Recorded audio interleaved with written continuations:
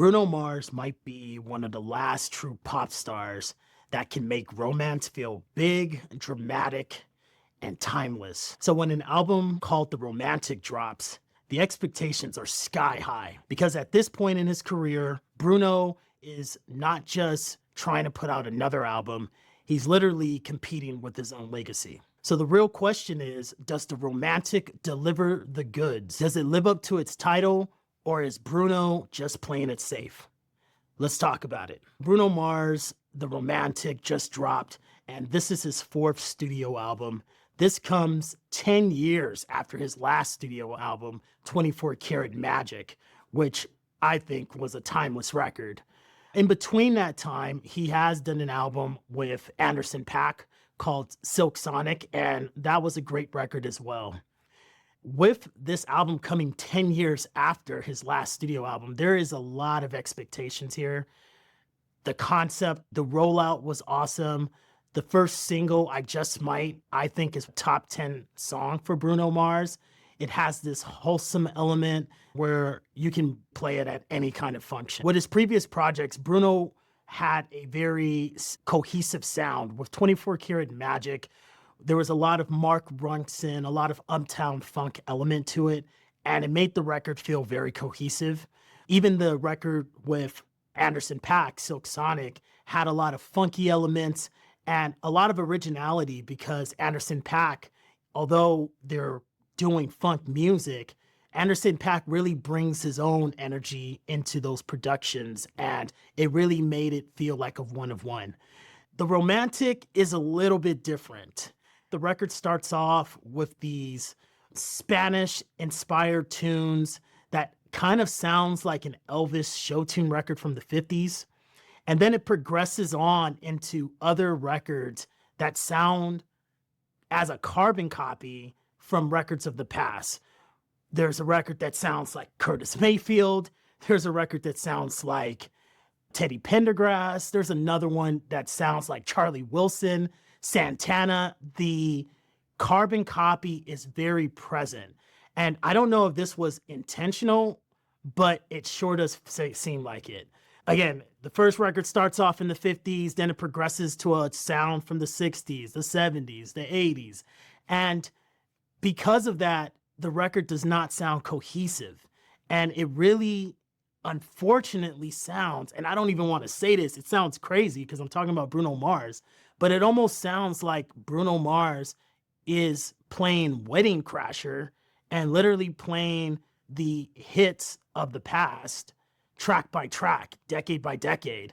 And that part was such a disappointment to this album because the first record it reminds you of 24 Karat Magic. It reminds you of Bruno Mars's own romantic and his own bravado that he brings to a record, but it doesn't cut the cake with this album. Everything sounds like something from before, and I'm in shock. How did this come through? Not because if they wanted to put something out like that, that would be fine. Maybe call it the covers and just literally just copy those songs that so many of the songs on this album is being influenced by. Just call it the covers. Artists have done this before. But to make it feel like it's a standalone and his fourth studio record, and it's not some kind of cover record, but it's trying to be organic, it's just a disappointment. I will say there are a few records that I do like that I think were standouts. I would say it's I Just Might and Why You Want to Fight. Those are two records where I think he's pulling into his own Bruno bravado. With the record like Why You Want to Fight, he's tapping into his grown man love songs era, and I love that aspect of the record. But unfortunately, everything else just did not meet the mark. However, Bruno's vocal performance is outstanding. It's undeniable. He is one of those generational voices. So I don't want to come across as saying this album is completely garbage. It's not. Because Bruno's vocals, again, he's a one of one type of voice and definitely a generational talent. So he vocally is delivering the goods. He is bringing his vocal A game to the record. But the production is so repetitive of the past, and it's something where I just thought maybe with this new album, he was going to make it a little bit more uncomfortable with himself and tap into something new. So where does this record fit in Bruno Mars's catalog for me? I think it fits below, I would have to say his best record was 24 Karat Magic, but I would say it fits somewhere towards the bottom, unfortunately, because the creativity is not present.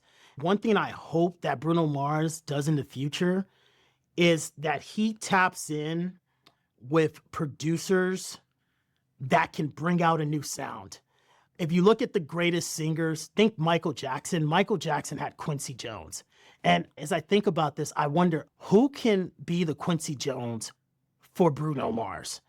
Timberland comes to my mind because Timberland, he does pop well, and he was able to take a Justin Timberlake and really push him into this new sound, which basically helped Justin Timberlake create his own sound.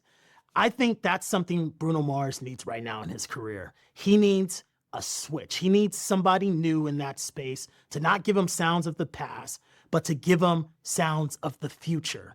And what would that look like? Just imagine Bruno Mars in a future sound with that vocal talent on some kind of new production. Think The Weeknd. Imagine Bruno Mars with Daft Punk.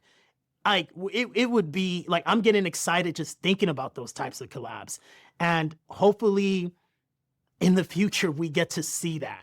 So to summarize this, it's not a bad album. It's a meh album because Bruno's that great. It's not saying anything new and understating his capacity and forcing me to call him a wedding singer. I mean, I can't even believe I'm saying this, but that's how I feel. Let me know your thoughts. What did you guys think about the record? Also, if you like this review, make sure you check out the next review down below, and I'll catch you on the next one.